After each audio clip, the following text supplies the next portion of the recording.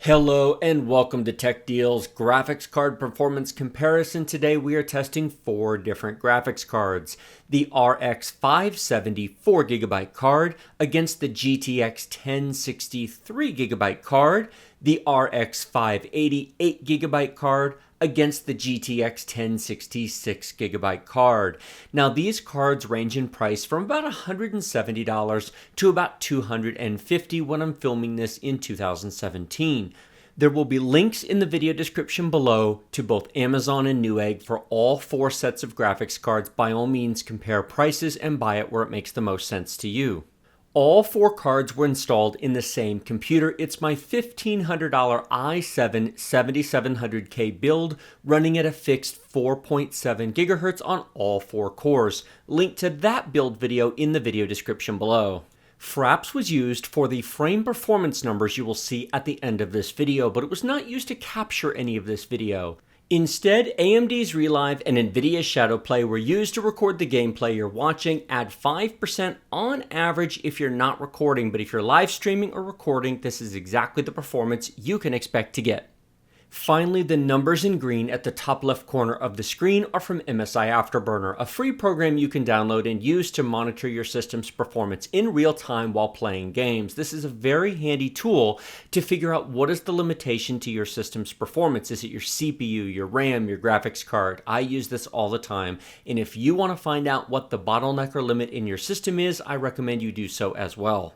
Now, first up, we're going to look at the RX 570 graphics card. Now, as I mentioned in the title screen before, we are playing at 1440p resolution at max detail. Everything is cranked up as far as it will go.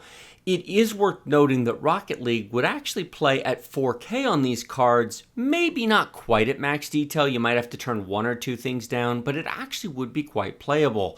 Still, this is the sort of competitive online game where high frame rates are often in demand. If you have a 100 or 144 Hz monitor, even a 1440p 144 Hz monitor, you could play it on one of these cards, just adjusting the detail down ever so slightly. Not to minimum by any stretch, but maybe just from very maximum to slightly maximum detail. Now, if you want to play at 1080p, all of these cards are complete overkill. The $99 RX 460 and 560 cards, the GTX 1050 will play these just fine at 60 to 100 frames per second at very good quality at 1080p.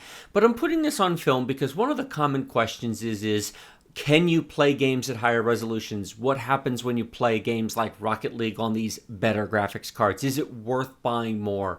Well, if nobody ever puts this on video, if nobody ever records it at 1440p on these cards, then nobody will ever know. So here it is on YouTube for everybody to see. This will be a short video. I'll trim these. I'm not going to show the whole matches because the idea is to give you a sampling of the real-time performance. Not just the charts, but you can look at those MSI Afterburner numbers up there. Look at the CPU usage. Look how much the graphics card is being used, the clock speeds, how much RAM is being used, the real-time frame rate, and the real frame time that's actually being shown on the screen.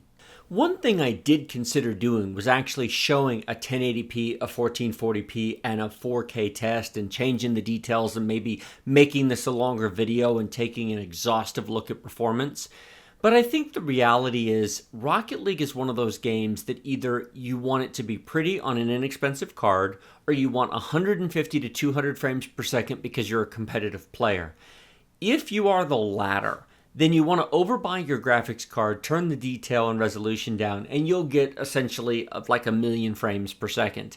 If you just care about attractiveness and prettiness, then let me say that the $100 to $120 graphics cards will play this game perfectly at 60 to 100 frames per second, no issues at 1080p. Look at this, we are on the GTX 1060 3GB card, a card that you can currently buy for about, $170, $180 at the moment, and we're at 130, 140 frames per second. I don't know that much more needs to be said, quite frankly. I mean, it's perfect. Now, some people watching this video may go, why? We know this. Of course it will do fine. Maybe you know it. I knew it. but not everybody knows it. As I said, this puts it on film, this puts it on YouTube, so people who don't know it can find it. I certainly have more difficult games such as Ghost Recon Wildlands, The Division, Assassin's Creed Syndicate, and others are being tested on these 4 cards. Those certainly will be more graphics card limited and won't be running at 140 frames per second. But Rocket League is a popular game, and I figured I would stick it in there. So now that's the GTX 1060 3GB card. What about the RX 580 8GB? If there was ever an overkill graphics card for Rocket League, this would be a good example of one. Now, notice that the frame rate is actually not as high at places here as it was in the 1060, and I'll talk about that when I show you the actual frame rate charts here at the end of this video. But still, we're over 100 frames per second, frankly, it's fine. VRAM use. 1.2 gigabytes of VRAM at maximum detail at 1440p. You don't need a lot of VRAM to play a game such as this. It simply is not remotely going to be VRAM limited. Same thing with the main system RAM. While I have 16 gigs in this system, you don't need 16 gigs of RAM. 8 is absolutely plenty for playing World of Tanks, World of Warships, Overwatch, Rocket League. Games like this don't need 16 gig. Now, Ghost Recon Wildlands, The Division, Grand Theft Auto 5, yeah, you should have 16 gigs of RAM for those games, no question. But for these, well, it's nice to have, but kind of overkill. If by random chance this is the first one of these videos, if you just came to my channel and saw this and go, why are you just going through them so fast? Watch the other videos in this series. Links in the video description below to the various videos testing these 4 cards. These 4 cards weren't really meant for this, and this isn't the focus of this test series, but I wanted to include games besides just the big AAA titles. I wanted to throw in some things that maybe would not be tested as often as, say, a Ghost Recon Wildlands is. I'm making this short because 30 minutes strikes me as ridiculous overkill. Some of my videos testing these cards are in fact over 30 minutes because I go into much more detail and analysis of the various performance, and I want to put more on the screen, but let's be honest, this is Rocket League. We're at 130 frames per second. Well, that was fun. Let's take a look at the results. The green bars are the average frame rate, all of them over 100 frames per second. In fact, that 1066 gig card is 142 frames per second. Now, the blue and the red bars are interesting. This is something new I'm doing in this video series, 1% and 0.1% minimums. The red bars essentially are the minimum frame rate you'll get 99% of the time. It's not the absolute minimum, but it means that 99% of your game time will be at or above that number. All 4 cards except for the RX 570 are over 100 frames per second 99% of the time. You get 87 frames per second 99% of the time on the RX 570. The blue bars are the same thing, but 99.9% of the time. So just 0.1% of the frames will be below that number rather than 1% below the red bars. Notice the 2 RX cards are substantially slower than the 2 GTX cards. This is simply an example of a game that likes NVIDIA cards as opposed to the RX cards. However, do not read too much into it. 0.1% of the time works out to less than 1 second worth of gameplay in 10 minutes of gameplay. It is an incredibly small fraction of time.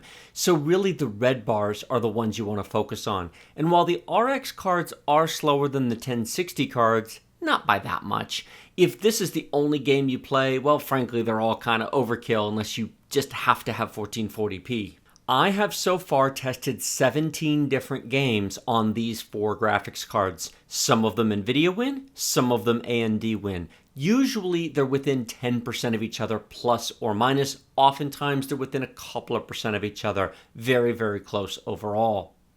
Like this video if you like it, share it with your friends if you loved it. Remember to subscribe to my channel with that big huge red button directly below. Questions and comments in the comment section, and be sure to check out the video description. Links to everything mentioned will be down there. My full build video list, full playlist on this i7-7700K will be down there. Links to Amazon and Newegg for the graphics cards will be down there, as well as links to the other game performance videos on these 4 cards. Thank you so much for watching. I will see you in the next video.